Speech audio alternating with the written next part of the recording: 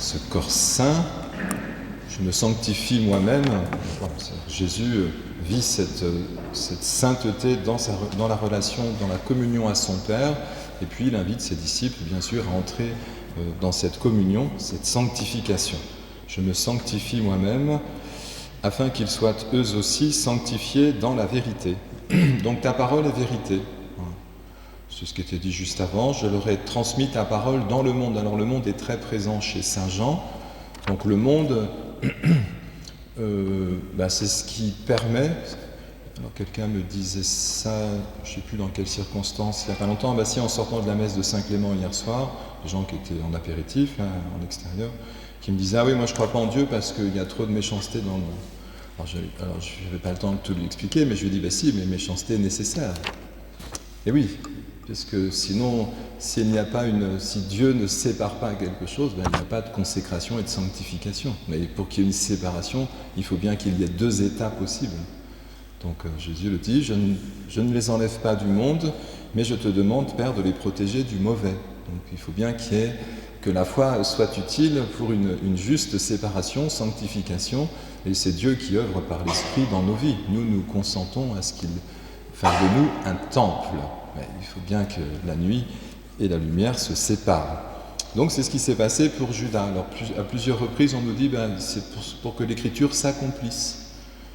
Alors voilà, je dis non quand même c'est pas gentil, il a trahi Jésus, mais on nous dit, en tout cas c'est ce que nous dit un psaume de David, l'Esprit Saint avait d'avance parlé de Judas, qui est venu à servir de guide pour ceux qui ont arrêté Jésus. Il était écrit au livre du psaume qu'un autre prenne sa charge. Et donc le texte nous rappelle, il fallait que l'écriture s'accomplisse, Jésus le redit. Donc il faut bien qu'il y ait une séparation. Alors comme les personnages historiques nous renvoient à notre propre vie, Dieu sépare dans notre vie ce qui pourrait être du monde. Vous voyez ce que c'est être du monde? Je ne te demande pas de les enlever du monde, mais de les garder du mauvais. Je les envoie dans le monde, ma parole les accompagne dans ce monde. Et puis c'est ce que je disais jeudi dernier pour l'Ascension, c'est toute notre incarnation. Nous sommes dans le monde, on ne plane pas quoi. C'est-à-dire concrètement, nos vies sont éprouvées, en joie, en peine, enfin il y a tous les états d'âme possibles que les psaumes évoquent d'ailleurs allègrement, il y en a 150. Tout cela, nous n'y échappons pas, et Jésus l'a vécu dans son humanité. Mais la sanctification se fait, et vous savez la chute, toujours par le fait que nous vivons cette incarnation de notre vie dans toutes ses dimensions, et nous l'adressons à Dieu, pour qu'il puisse sanctifier, purifier. Vous savez, la vigne qu'on a eue il n'y a pas très longtemps, dans la parabole, Dieu est monde. Donc, et on le laisse conduire ce travail de sanctification.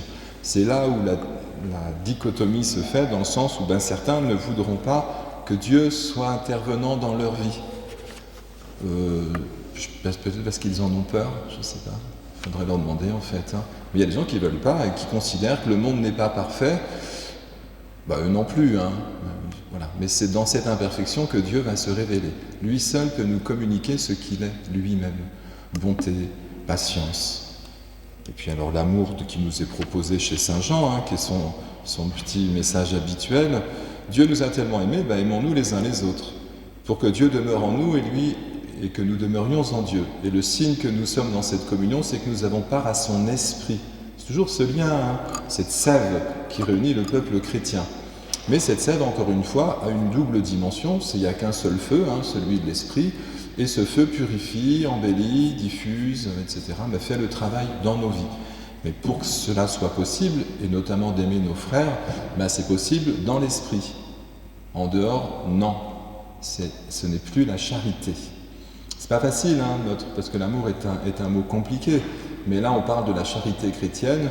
C'est comme regarder l'amour que Dieu nous a donné. Il a envoyé son Fils. Je vous refais ce que j'ai dit à l'Ascension. Nous avons travaillé sur un groupe MOC la semaine dernière. Et donc, on a étudié de près la prière eucharistique numéro 4. Et toute la prière eucharistique numéro 4, ça sert à ça une prière eucharistique, ce n'est un long, comment on dit, vous savez, comme les menus déroulants en informatique, c'est une longue conjugaison de la descente de Dieu sur cette terre. Parce que la création est une descente de Dieu. Puisque c'est Dieu qui crée dans sa parole. Donc ce monde qui existe dans un souffle divin. Mais c'est Dieu descend. Descendre, ça veut dire cette humilité qui fait que quelque chose est recevable. Et si je reçois, je diffuse. Après, vous prenez l'Annonciation, c'est une descente. Marie a dit oui. Puis on peut continuer comme ça tout au long de l'Écriture. Les captifs seront libérés. Ils sont libérés par quoi ? Puisque Dieu a envoyé son Fils dans le monde pour nous sauver. Ils sont libérés parce qu'ils ont fait acte de demande de libération à Dieu. Les captifs sont libres.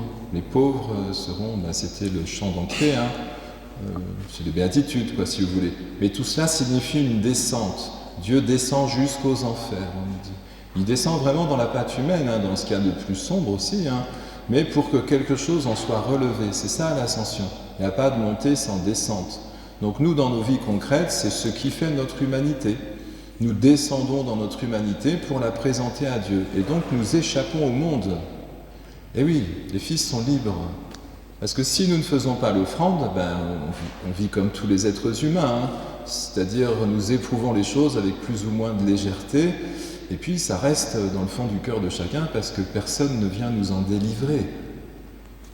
Je ne les retire pas du monde, mais Père, protège-les du mauvais. Voilà, vous savez comment ?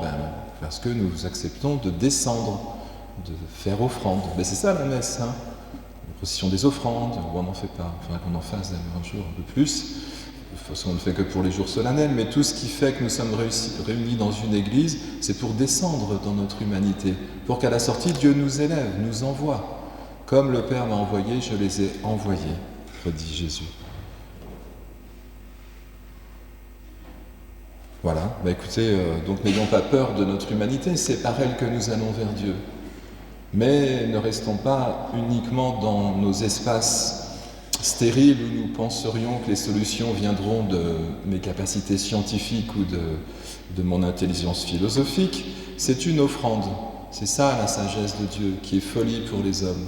Parce que le monde ne comprend pas ça. Donc le monde les a pris en haine, dit Jésus. Si vous dites à un prédateur que vous ne serez pas sa victime, il ne va pas être content. Voilà. C'est normal, le chrétien résiste, mais depuis toujours, c'est ce qui fait le sens des martyrs. Il reconnaît un seul Dieu qui est capable de lui communiquer sa propre vie. Donc il met sa foi en Dieu. On termine, c'est ce qui était dit. Donc il fallait que l'Écriture s'accomplisse, vous avez compris. Il faut que quelque chose soit détaché. Alors je vous redis ce que j'ai dit hier soir. Mais je l'ai déjà dit dans cette église, 2 femmes seront au champ, l'une est prise, l'autre laissée, nous dit Jésus. Mais si c'était la même personne, une part de nous sera élevée dans les greniers célestes, et puis ce qui n'est pas très utile, écoutez, nous nous délesterons. Mais c'est Dieu, c'est l'Esprit Saint qui fait ce travail dans nos vies, c'est lui qui purifie. Souvenez-vous de la parabole de l'ivraie et du bon grain. Nous ne cherchons pas nous-mêmes à débarrasser notre jardin des mauvaises herbes, c'est le printemps. Moi, pour ce qui est du jardin céleste, nous laissons Dieu intervenir. C'est plus simple, croyez-moi. C'est peut-être ce que Judas n'a pas su faire. On ne va pas refaire le portrait de Judas aujourd'hui, mais en tout cas, il y a la possibilité qu'une séparation se fasse dans nos vies, puis c'était tout simplement notre baptême, puisqu'on nous dit que c'est une purification du péché. Il faut bien que quelque chose soit transformé en positif, sinon il n'y a pas besoin de prier. Voilà, alors nous rendons grâce pour l'Eucharistie nouvellement célébrée aujourd'hui, comme tous les dimanches. Et donc la descente ultime, c'est celle-ci. Pourquoi Dieu descend par l'épiclèse, nous invoquons l'Esprit Saint sur le pain et le vin, qui symbolisent nos vies, tout simplement. C'est pour ça qu'il faudra refaire la procession aux offrandes. Nous déposons notre vie sur l'autel, et Dieu sanctifie. Donc cette descente de l'Esprit, à travers le fait que nous faisons mémoire de la passion du Christ, et la passion du Christ, c'est une descente, c'est son offrande au Père. Toute son humanité est présentée à Dieu. C'est pour ça qu'il est ressuscité. Donc il nous a demandé d'en faire mémoire. Nous faisons mémoire de cette incarnation, de cette descente, on le redit dans le credo, et élévation dans l'esprit, résurrection. Et donc nous repartons en témoins transformés. Amen.